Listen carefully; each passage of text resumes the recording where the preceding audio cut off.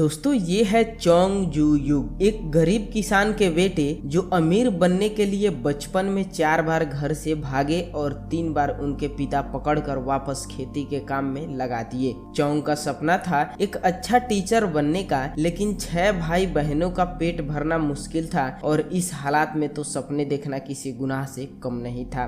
लेकिन रुकिए जरा, इनके बारे में थोड़ा और जान लेते हैं, फिर पीछे की कहानी समझेंगे। चोंग जू यू साउथ कोरिया के सबसे बड़े बिजनेसमैन में से एक और हुंडई ग्रुप के फाउंडर थे। चलिए अब जानते हैं हुंडई की शुरुआत से लेकर आज तक की जर्नी को। दोस्तों चोंग का जन्म 1915 में नॉर्थ कोरिया में एक छोटे से गांव टुंगोन में हुआ था। उस समय कोरिया जापान के कंट्रोल में था और खराब इकोनॉमी और प्रतिबंधों की वजह से लोगों का जीना मुश्किल हो गया था। उनके पिता एक गरीब किसान थे और घंटों खेतों में मेहनत करके अपना पालन पोषण करते थे। ना चाहते हुए भी सभी भाई बहन अपने पिता के साथ खेतों में काम किया करते थे। चोंग कई बार बाजार में लकड़ी बेचकर कुछ पैसा इकट्ठा करके अपने पिता को देते थे। इसके बावजूद भी बहुत ज्यादा मशक्कत से 2 वक्त की रोटी जुटा पाते थे। गरीबी से तंग आकर चोंग ये सोचते थे कि क्या मेरा भी जीवन मेरे पिता के जैसे ही कटेगा। ये बात उनके दिमाग में हमेशा रहता था।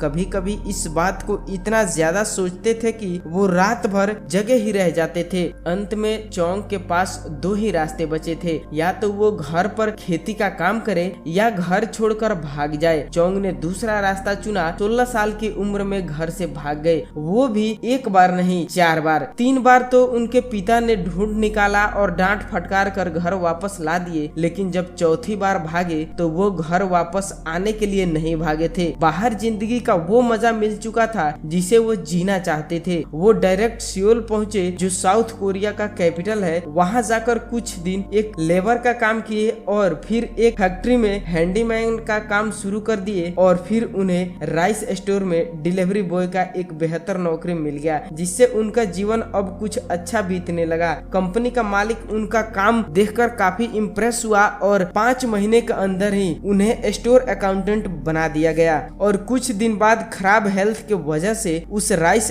स्टोर को चोंग के हाथों सौंप दिया। दोस्तों अभी चोंग की उम्र सिर्फ 22 साल की थी। उन्होंने राइस स्टोर का नाम बदलकर चुंगिल राइस स्टोर कर दिया और अगले कुछ ही सालों में राइस स्टोर से अच्छा प्रॉफिट होने लगा और अपने शहर में सबसे टॉप लेवल के राइस सेलर बन गए। लेकिन वो कहते हैं ना कि किस्मत की मार सबको झेलनी पड़ती है, कुछ ऐसा ही चोंग के साथ हुआ। जापानीज कॉलोनियल सरकार ने उनके राइस स्टोर को बंद करा दिया। दरअसल चाइना से चल रहे वॉर के वजह से कोरिया में राइस रेशनिंग सिस्टम शुरू कर दिया गया था, जिससे कि जापान और उनके आर्मी को राइस सप्लाई किया जा सके। अब चोंग के पास 2 ही रास्ते थे, या तो वो फिर वापस घर चला जाए या नया स्टार्टअप करे। चोंग ने पहला रास्ता चुना और वो 1 साल के लिए घर चले गए। और उसके बाद जब वो सियोल पहुंचे तो बहुत सोच समझदारी करके उन्होंने कार रिपेयरिंग का स्टार्टअप शुरू किया। ये स्टार्टअप बहुत ही अच्छा चला और महज 3 साल में चोंग के पास 80 लोग काम करने लगे। लेकिन किस्मत में फिर एक बार धोखा मिल गया। जापानीज गवर्नमेंट ने वॉर में इस्तेमाल करने के लिए उनके गैराज को एक स्टील प्लांट के साथ मर्ज कर दिया और सियोल में बढ़ते समस्याओं को देखते हुए चोंग को फिर से गांव जाना पड़ा। हालांकि चोंग के पास अभी सेविंग अच्छी थी, जिससे वो अपना अगला बिजनेस कर सकते थे। धीरे धीरे समय बीतता चला गया और जब साल 1946 में सेकंड वर्ल्ड वॉर का अंत हुआ तो कोरिया जापान के शासन से मुक्त हो गया और बिना किसी गवर्नमेंट इंस्ट्रक्शन के चोंग ने अपने सर्विस सेंटर को the Hyundai auto service centre के नाम से फिर से शुरू किया और यूएस आर्मी के ट्रक रिपेयरिंग का काम करने लगे। बहुत सारे डाइवर्सिफिकेशन के बाद भी चोंग ऑटो सेक्टर में ग्रो की पॉसिबिलिटी को हमेशा तलाशते रहे और साल 1960 में कोरिया गवर्नमेंट ने एक पॉलिसी निकाला कि हुंडई की ऑटोमोटिव डिवीजन में एक नई जान डाल दी। दरअसल गवर्नमेंट ने यह पॉलिसी बना डाला कि कोई भी विदेशी ऑटोमोटिव कंपनी साउथ कोरिया में केवल लोकल पार्टनर के साथ मिलकर ही बिजनेस कर सकती है। लेकिन हुंडई के पास अब कार बनाने की टेक्निक तो थी नहीं, इसीलिए चोंग ने साल 1967 में हुंडई मोटर की शुरुआत करके फोर्ड मोटर के साथ काम करना शुरू कर दिया और उल्सान में सिर्फ 6 महीने में ही एक लार्ज असेंबली लाइन को खड़ा कर दिया। फोर्ड कोर्टिना की बेस पर हुंडई कोर्टिना कार को लॉन्च किया गया। लेकिन एक गलती यह हो गई। फोर्ड कोर्टिना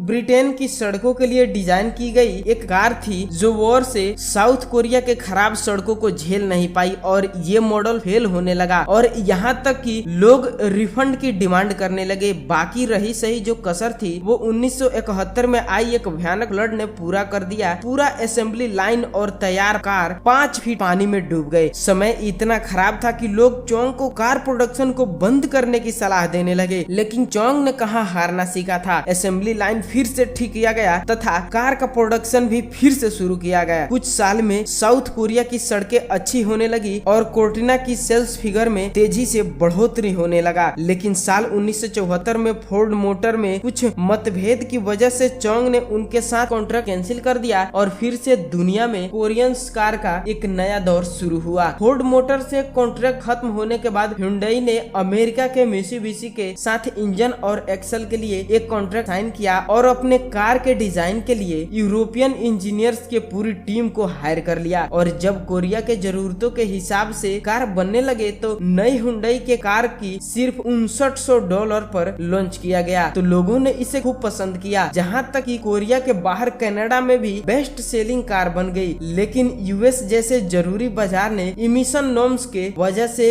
इसे लॉन्च नहीं किया, जिसे हुंडई ने साल 1985 में अपनी दूसरी कार हुंडई एक्सेल को बनाया और इत्तेफाक से इसे यूएस के मार्केट में सेल करने का परमिशन मिल गया। अब दिक्कत ये थी कि हुंडई को चीप कोरियन ब्रांड की तरह देखा जाने लगा, क्योंकि इन कार्स में फीचर भी बहुत कम थे। इनकी रिलायबिलिटी भी मार्केट में मौजूद और कारों के कंपैरिजन में बहुत कम थी। चोंग और उनके पूरे टीम ने दिन रात बिना थके मेहनत किया और एडवांस इंजन तथा एडवांस टेक्नोलॉजी लगा के कार को डेवलप किया गया और साल 1990 में अपनी feature loaded car Hyundai Accent, Sonata और एलेंट्रा को मार्केट में उतार दिया और इन कार्स को लोगों ने खूब पसंद किया। उसके बाद हुंडई की रेपुटेशन और सेल्स दोनों पलट गई और यहीं से हुंडई की शुरुआत हो गई और आज तक भी हुंडई बहुत ही अच्छा कार बनाता है। तो दोस्तों ये थी कुछ हुंडई की कहानी। आपको ये इंस्पिरेशनल कहानी कैसी लगी नीचे कमेंट बॉक्स में जरूर बताइएगा और इस वीडियो को सभी लोगों के साथ शेयर कीजिएगा, ताकि जो भी लोग अपना स्टार्टअप करना चाहते हैं या स्टार्टअप शुरू किए हैं लेकिन बार बार फेल हो जाते हैं, तो ये कहानी उन लोगों के लिए बहुत ही ज्यादा इंस्पिरेशन बनेगा। तो दोस्तों हम आपसे मिलेंगे ऐसे ही नए कहानी के साथ, नए इंस्पिरेशन वीडियो के साथ। तब तक के लिए बहुत बहुत धन्यवाद। Thank you friends.